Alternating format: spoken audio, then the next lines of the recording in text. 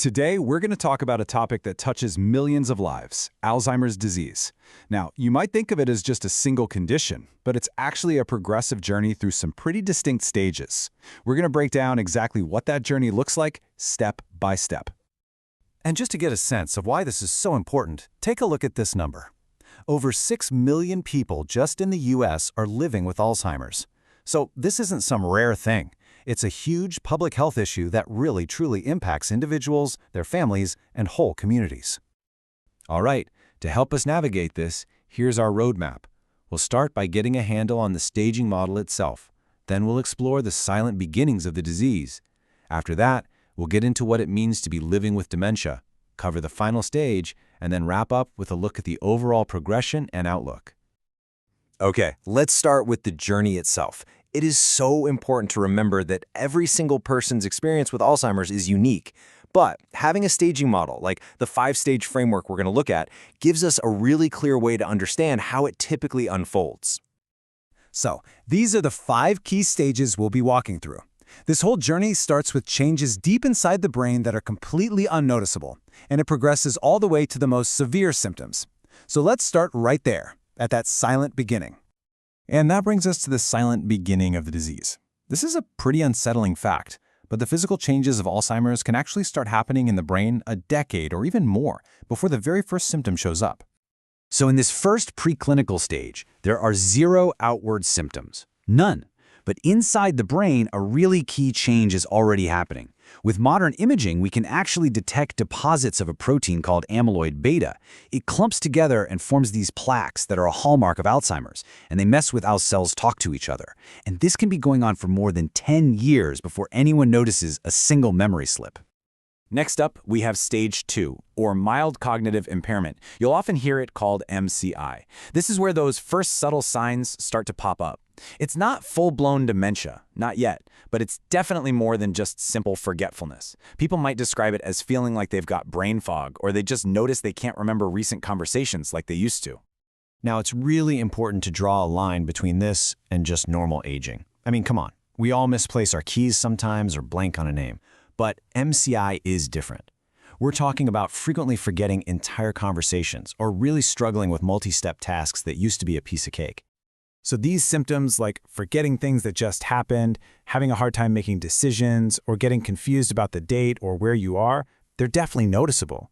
But here's the key distinction with MCI. They aren't bad enough yet to seriously disrupt daily life. It's this really challenging middle ground. So how does it go from that middle ground to the next phase? Well, now we're entering the stages of actually living with dementia. This is the point where the changes in thinking are significant enough that they start to interfere with daily life, and it's often when an official diagnosis is made. Stage 3, mild dementia, is usually when a doctor will make that formal diagnosis of Alzheimer's disease. At this point, the problems with memory and thinking, they're not subtle anymore. They're clear enough for friends, family, and coworkers to notice, and they start to create real challenges in day-to-day life. This might look like someone asking the same question over and over, struggling with simple problems, or having trouble finding the right words. You might see them misplacing important things all the time, or even getting lost in places they know well. This is really when the disease starts chipping away at a person's independence. From there, things progress into stage 4, moderate dementia. This is often the longest stage of the disease, and it's where the need for caregiving and support really ramps up. The confusion gets deeper, and tasks like getting dressed or making a meal just become too hard to handle alone. During this stage, the memory loss becomes much more profound. A person might forget their own address or their phone number.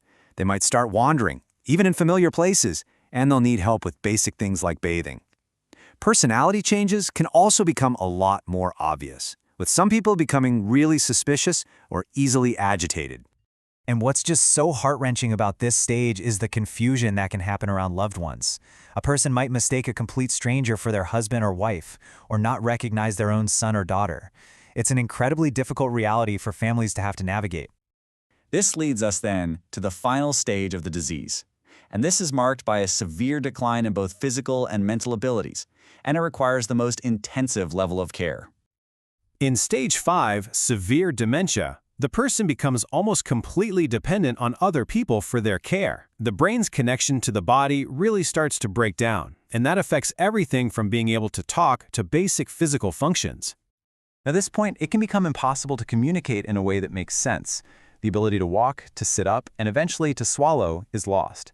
And that difficulty with swallowing is especially dangerous because it can lead to food or drink getting into the lungs, which causes something called aspiration pneumonia. That's actually a very common cause of death for people with Alzheimer's. So now that we've walked through the stages, let's kind of zoom out and look at the bigger picture. What actually influences how quickly someone moves through this journey, and what does the overall outlook tell us? Well, the path of Alzheimer's isn't set in stone for everybody. How fast it progresses can be influenced by a few things. It tends to move faster in people who develop it earlier, so before age 65. Genetics, of course, play a role, and so does a person's overall physical health.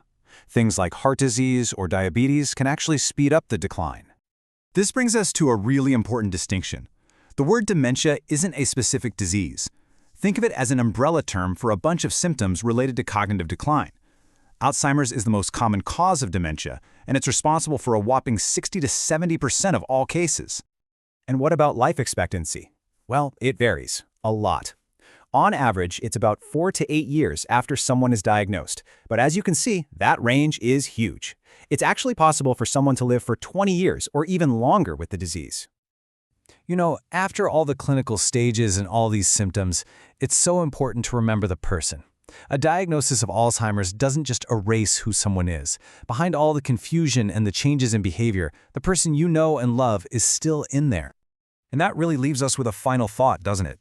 As science keeps unraveling the mysteries of the brain, the real challenge for all of us, as family, as caregivers, as a society, is to figure out better ways to connect with and support the whole person who is living through this journey.